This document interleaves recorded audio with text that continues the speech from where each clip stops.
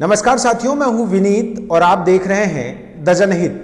बिहार में जातिवार जनगणना चल रही थी, लेकिन बिहार हाईकोर्ट ने फिलहाल उस पर रोक लगा दी है। हमारे पास कुछ आंकड़े हैं। आज हम आपको अपने इस वीडियो में कुछ ऐसा बताएंगे जो देखकर आपको समझ में आएगा कि तमाम कोर्ट, तमाम सत्ता में बैठे लोग जातिवार जनगणना का विरोध क्यों कर रहे हैं। जब वो विपक्ष में थे तो भले ही जातिवार जनगणना के पक्ष में बात किया करते थे, यहां तक कि पक्ष में आने के बाद भी, सत्ता में आने के बाद भी उन्होंने खुद कहा कि हम जातिवार जनगणना कराएंगे, लेकिन जैसे ही जातिवार जनगणना शुरू होती है उनके सीने पर सांप लौटने लगता है। हमारे पास बहुत सारे ऐसे आंकड़े हैं जो हम आपको दिखाएंगे। सबसे पहले हमारे वीडियो में क्या क्या है हम आपको बता देते हैं। हमारे पास ये पत्रिका है, नयन प्रताप जी इसके संपादक हैं, बसावन इंडिया नाम से पत्रिका चलाते हैं और उन्होंने अपनी पत्रिका में तकरीबन 10 गांव का जातिवार जनगणना का आंकड़ा पेश किया है, वहां के वर्तमान वोटर लिस्ट के आधार पर। उन सब की गिनती करके इन्होंने बाकायदा अपनी पत्रिका के 10 अंकों में 10 गांव का, जिसमें उत्तर प्रदेश और बिहार के गांव शामिल हैं, उनका आंकड़ा आपके सामने रखा है। वो सारा आंकड़ा आपके पास लाया हूं मैं और इस पत्रिका के तमाम आंकड़े आपसे इस अपने वीडियो में शेयर करूंगा, जिससे आप समझ सकें कि जातिवार जनगणना का असल में विरोध क्यों हो रहा है। और यह भी बताऊंगा कि जातिवार जनगणना पिछड़ों के लिए इतनी महत्वपूर्ण क्यों है, क्यों जरूरी है कि पिछड़ों का जातिवार आंकड़ा दिया जाए। आखिरी बार जब जातिवार जनगणना का कोई आंकड़ा सामने आया था वो साल था 1931। उसके बाद भारत आजाद हो गया। 1941 के बाद से अब तक, मतलब 2021 तक, कभी भी जातियों की गणना नहीं की गई, और जब की भी गई 2011 में तो उसका आंकड़ा पब्लिक डोमेन में नहीं आया। लोगों के सामने ये नहीं बताया गया कि पिछड़ी जातियां इस देश में कितनी संख्या में हैं, कितना बड़ा संख्या बल है इस देश में पिछड़ों का। तमाम खतरे भी आपको बताऊंगा आखिर ऐसा क्यों हो रहा है। 1990 में जब पिछड़ों के लिए पहली बार आरक्षण लागू किया गया तब मंडल कमीशन बनी थी, और मंडल कमीशन ने अपनी रिपोर्ट में 1990 में कहा था, वो भी इस आधार पर जो 1931 में जनगणना हुई थी उसके आधार पर कहा था कि देश में 52% पिछड़े हैं। पिछड़ी जातियों की हिस्सेदारी तकरीबन 52% की है इस देश की जनसंख्या में। उसके आधार पर यह तय किया गया कि सरकारी नौकरियों में लगभग 27% तक पिछड़ों को आरक्षण दिया जाए। उसके बाद से ही इस देश में पिछड़ों को 27% आरक्षण दिया जा रहा है। लेकिन तमाम लोग जातिवार जनगणना की मांग करते हैं। उसमें शामिल है भारतीय जनता पार्टी जो सत्ता में बैठी है, उसके भी नेता। उसी पार्टी के एक नेता थे गोपीनाथ मुंडे। बाकायदा उन्होंने 2011 की जनगणना के पहले कहा था कि जातिवार जनगणना की जानी चाहिए। अगर जातिवार जनगणना नहीं की गई तो पिछड़ों को सामाजिक न्याय देना संभव नहीं है, जो कि पिछड़ी जातियों के साथ अन्याय है।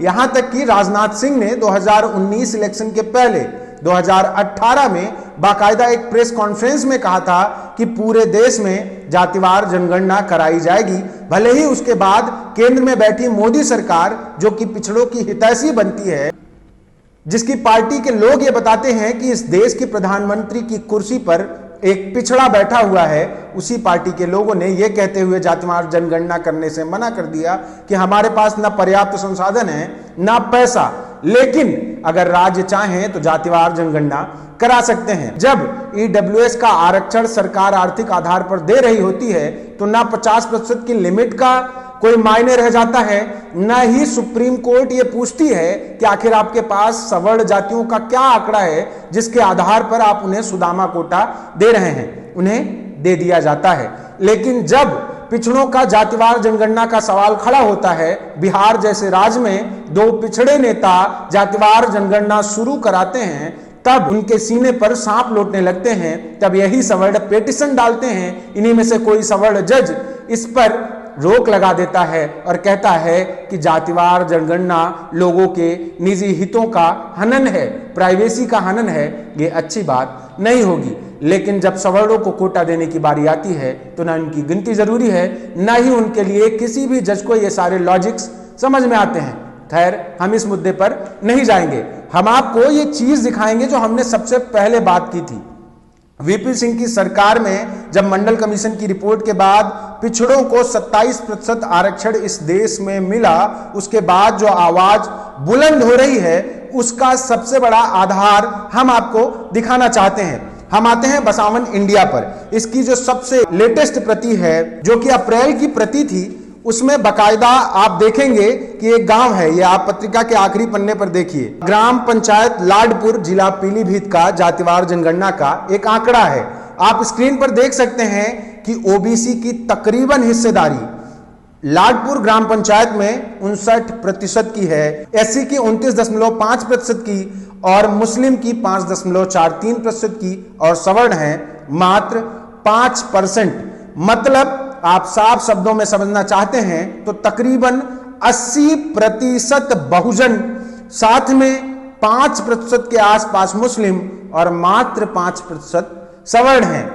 अब दूसरे पे चलते हैं। आप देखेंगे, आप हमारी स्क्रीन पर ध्यान से देखिए, आपको समझ में आएगा। ये भक्तापुर ग्राम सभा की रिपोर्ट है जातिवार जनगणना की। ये संत रविदास नगर भदोही का ये एक ग्राम सभा है जिसका ये आंकड़ा है। इसमें तकरीबन 60% से ज्यादा लोग एससी से हैं, मतलब शेड्यूल कास्ट से। तकरीबन 20% के आसपास ओबीसी हैं, 16.45%, और सवर्ण है मात्र 19.96%। आप साफ तौर पर देख सकते हैं कि यहां भी तकरीबन 80% आबादी बहुजनों की है। अगली ग्राम सभा आप अपनी स्क्रीन पर देखिए, यह है शहरी ग्राम सभा जो कि अंबेडकर नगर जिले में पड़ती है। इसका जब आप आंकड़ा उठाएंगे तो कुल बहुजन 44% ओबीसी, 30% अनुसूचित वर्ग के लोग और कुल मिला के यह आंकड़ा आपको ले जाएगा 75% के आसपास। उसके बाद सवर्णों की संख्या इस गांव में है मात्र 15%। और उससे आगे आप जरा बढ़िए तो आप पाएंगे ये महादेवा काशीराम गांव है महाराजगंज जिले का, जो कि उत्तर प्रदेश में आता है। इसमें आप पाएंगे कि लगभग 12% के आसपास एससी कम्युनिटी के लोग हैं। तकरीबन 83.92% ओबीसी के लोग हैं और सवर्ण है मात्र 3%, मतलब 3.44%। आप इससे साफ तौर पर समझ सकते हैं कि लगभग 96% लोग बहुजन हैं इस गांव में। इसके आगे जब आप जाएंगे तो आप पाएंगे कि एक ग्राम सभा है खड़गपुर, यह जिला गाजीपुर में आती है। इस ग्राम सभा में तकरीबन 18% सवर्ण हैं, 72% ओबीसी है और तकरीबन 6 से ज्यादा 7% के आसपास जो है एससी के लोग हैं। मतलब कुल बहुजनों की संख्या यहां भी तकरीबन 80% के आसपास आती है। फिर आप इससे और आगे चलिए, यह है आजमगढ़ की भरमा डढ़िया ग्राम सभा। इस आजमगढ़ जिले की इस ग्राम सभा में तकरीबन पिछड़ों और दलितों को मिला के, मतलब पिछड़े 80%, दलित 18%, मतलब कुल बहुजनों की संख्या 98%। सवर्ण कितने हैं आप अंदाजा लगाइए। अगली ग्राम सभा है चक श्याम उर्फ पूरे हिंसा, ये जिला प्रयागराज की ग्राम सभा है। यहां का जब आप आंकड़ा उठाएंगे तो आप पाएंगे कि तकरीबन 63% पिछड़ा है और 13.53% अनुसूचित वर्ग के लोग हैं। सवर्ण हैं इस गांव में मात्र 6.17%।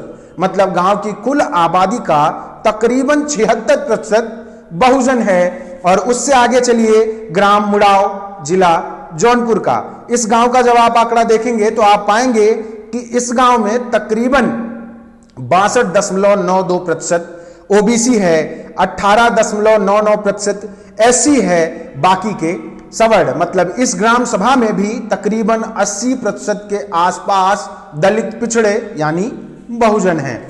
आगे चलिए, अगली ग्राम सभा है छीड़ा, जो कि जिला अमेठी, राज्य उत्तर प्रदेश की ग्राम सभा है।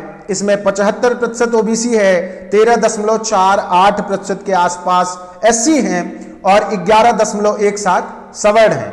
इस ग्राम सभा में आप साफ तौर पर देख सकते हैं कि तकरीबन 88% 87% के आसपास पूरा बहुजन कम्युनिटी है। अब हम आखिर में एक बिहार के गांव का डेटा आपको बताएंगे। यह आंकड़ा इसी बसावन इंडिया पत्रिका में छपा है। जनवरी 2023 के अंक में यह बाकायदा आंकड़ा छपा हुआ है। ये बिहार के जिला बक्सर का नगर परिषद डुमरांव का वार्ड संख्या 35 है। इस वार्ड में जब आप काउंट करेंगे तो आप पाएंगे कि लगभग 56% के आसपास पिछड़े हैं उसके बाद 12.58% के आसपास जो है वो अनुसूचित वर्ग के लोग हैं, और उसके बाद 2.82 एसटी की भी संख्या इसमें है। उसके बाद 7.55 सवर्ण हैं, 7.55% सवर्ण हैं। उसके बाद 20% के आसपास मुस्लिम हैं। मतलब आप इसमें पूरा जब जोड़ेंगे तो आप पाएंगे यह आंकड़ा भी ओबीसी, एससी, एसटी यानी बहुजन का मिला के तकरीबन 70% जा रहा है। मुस्लिम पिछड़ों की संख्या न गिनी जाए तब ये पूरे आंकड़े, ये 10 गांव के, 10 नगर पंचायतों के वार्डों के सब मिला के हमने आंकड़े बताए। ये आंकड़े किस आधार पर बने हैं ये भी जान लीजिए। इन तमाम गांवों में जो वर्तमान में वोटर लिस्ट है उसमें वोट देने वालों की संख्या के आधार पर गांव में दलित, पिछड़े, सवर्णों, अनुसूचित वर्ग और तमाम वर्ग के लोगों की संख्या गिनी गई है, और उसी गांव से जुड़े हुए लोगों ने ये संख्या दी है वहां की वोटर लिस्ट के आधार पर। इसके आधार पर आप साफ तौर पर समझ सकते हैं कि पिछड़ों की संख्या लगभग हर गांव में अगर एक एवरेज आप निकालिए तो 60% के आसपास आती है। मतलब मंडल कमीशन ने जो रिपोर्ट दी थी, जो 1931 की जातिवार जनगणना को आधार मानते हुए कहा था कि 52% के आसपास पिछड़े इस देश में हैं, जिसके आधार पर उन्हें मात्र 27% आरक्षण दिया गया। अगर जातिवार जनगणना की गई और कायदे से पिछड़ों की कुल संख्या पता चली तो वो अपने हक के लिए सामने आकर खड़े हो जाएंगे, अपना हक मांगना शुरू कर देंगे। और मैं आपको एक और आंकड़ा बताता हूं जिससे आप समझ सकें। इन आंकड़ों के आधार पर देखें तो मान के चलिए कम से कम 60% के आसपास ओबीसी है और तकरीबन 25% या उससे ज्यादा एससी कम्युनिटी के लोग हैं। उसके बाद एसटी हैं। मतलब 90% से 85% के बीच का आंकड़ा है तकरीबन बहुजनों का। लेकिन यही एक लिस्ट आप देखिए उत्तर प्रदेश में जो तमाम बीएसए हैं, तमाम जिलों के बीएसए, उनमें से 73 जिलों के बीएसए के आधार पर अप्रैल 2022 के अंक में इसी बसावन इंडिया पत्रिका में एक आंकड़ा छपा है। इसको समझिए। जो तमाम बेसिक शिक्षा अधिकारी हैं उनकी लिस्ट को बाकायदा काउंट किया गया, तो उसमें जब आप पाएंगे तो देखेंगे कि उत्तर प्रदेश के तमाम बेसिक शिक्षा अधिकारियों में, मतलब 73 जिले के बेसिक शिक्षा अधिकारियों में जिनका आंकड़ा था, उनमें से 53% बेसिक शिक्षा अधिकारी सवर्ण हैं।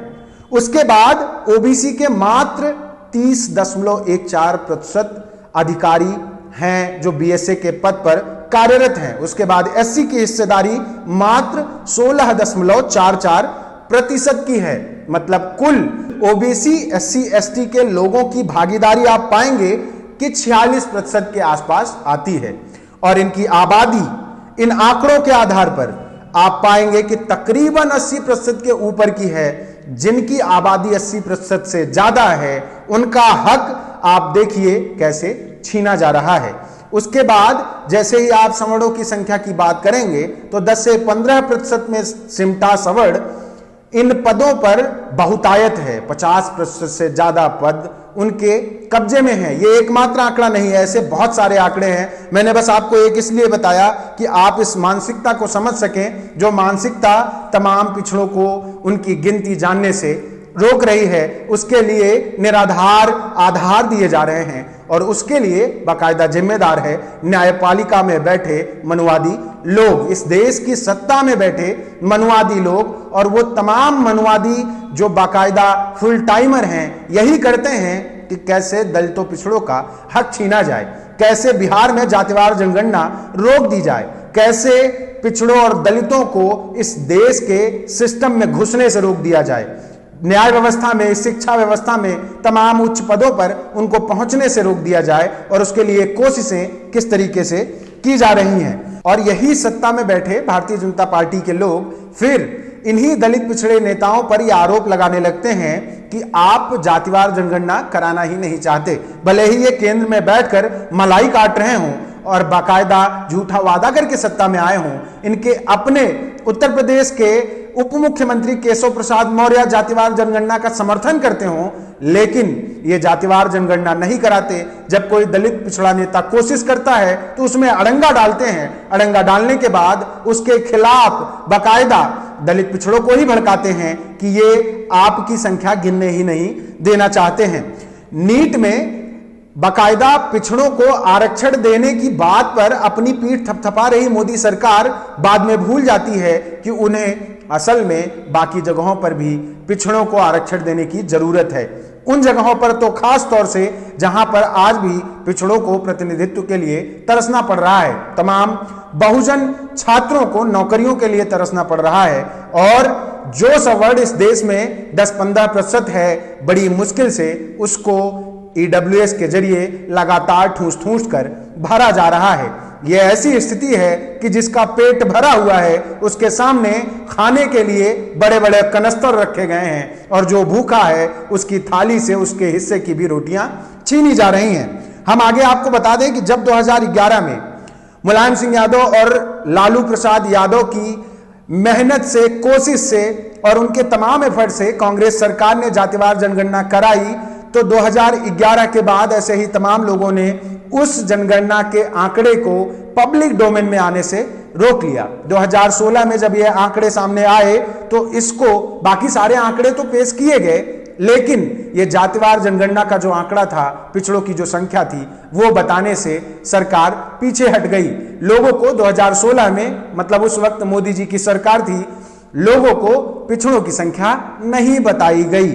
एक बात तो साफ है कि तमाम सत्ता में बैठे लोग जातिवार जनगणना से डर रहे हैं। उसका सबसे बड़ा कारण यह है कि अगर जातिवार जनगणना कर दी गई तो तमाम लोगों को, तमाम जातियों के लोगों को अपनी जातियों की संख्या इस देश में पता चल जाएगी। उसके आधार पर वो अपने हक, अधिकार और अपने हिस्से की मांग करेंगे।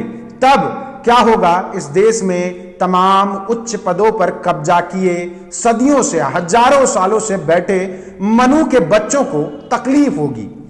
उनको टक्कर मिलेगी तमाम पिछड़ों से जो आएंगे, अपना हक मांगेंगे, लड़ेंगे और कुर्सियों पर कब्जा कर लेंगे। जो सबसे बड़ा खतरा इस देश में बैठे मनुवादियों को है, जिसकी वजह से वो हमेशा जातिवार जनगणना के खिलाफ रहते हैं, तमाम दावे करते हैं, तमाम तर्क रखते हैं, लेकिन एक बेसिक सी बात उनको समझ में नहीं आती कि जिन लोगों ने हजारों सालों से शोषण किया, उनके शोषण के बदले मात्र इस देश की 80% से ज्यादा जनसंख्या अपना हक मांग रही है, किसी और का हिस्सा नहीं, अपनी रोटी मांग रही है, अपने हिस्से की नौकरियां मांग रही है, उच्च पदों पर अपना अधिकार मांग रही है।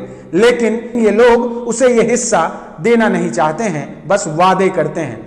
इस पूरे वीडियो का मकसद था तमाम बहुजनों को, तमाम दलित पिछड़ों को यह समझाना कि आपकी हकों की हकमारी कैसे की जा रही है, आपके हिस्से का मलाई कौन खा रहा है और आपके हिस्से में जो लोग मलाई लाने की कोशिश कर रहे हैं उन्हें कौन किस तरीके से बदनाम कर रहा है। ये पूरे आंकड़े आपने देखे, आपने हमारा वीडियो भी देखा। कमेंट बॉक्स में ये जरूर बताइए कि आपकी जातिवार जनगणना पर क्या राय है। जो लोग इसका विरोध कर रहे हैं उन्होंने अगर ये आंकड़े देखे हैं तो एक बार सोचे जरूर कि आखिर जो आबादी इतनी बड़ी संख्या में है उसको आज तक उसका हिस्सा क्यों नहीं मिल रहा है और कैसे मिलेगा। बाकी द जनहित को सब्सक्राइब जरूर करिए, क्योंकि हमारी मेहनत सिर्फ आपके लिए है और हमारी ताकत सिर्फ आप है। आप अगर हमें सपोर्ट नहीं करेंगे तो कौन करेगा। धन्यवाद।